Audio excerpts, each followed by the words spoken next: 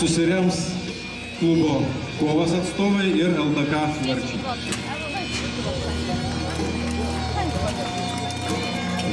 Abudu ginkluoti skydų ir kalavijų, šiuo atveju tarsi lygiai kova, labai vienodas. Dėmesio, kautis jie gali smūgiuoti tiek į galvą, tiek į kūną, tiek per kojas.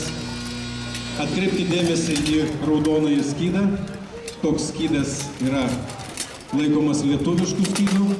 Manoma, kad jo žaidėjai yra lietuviai.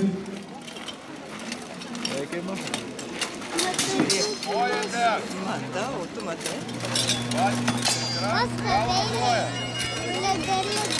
Palaikom kovotojus, jam labai karšta, jam labai trūksta visų energijos.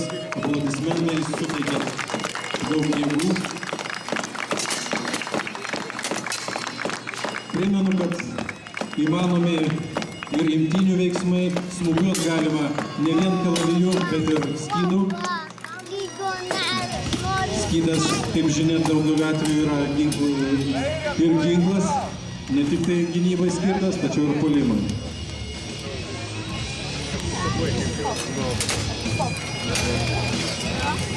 Kenčia kojos, skamba galvos.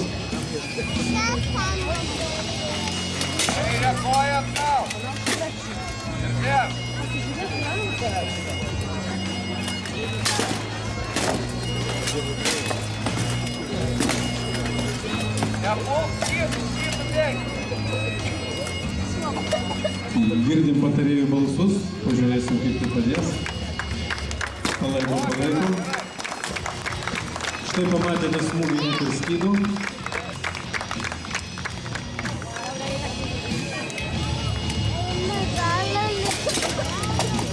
Žvanga geležai.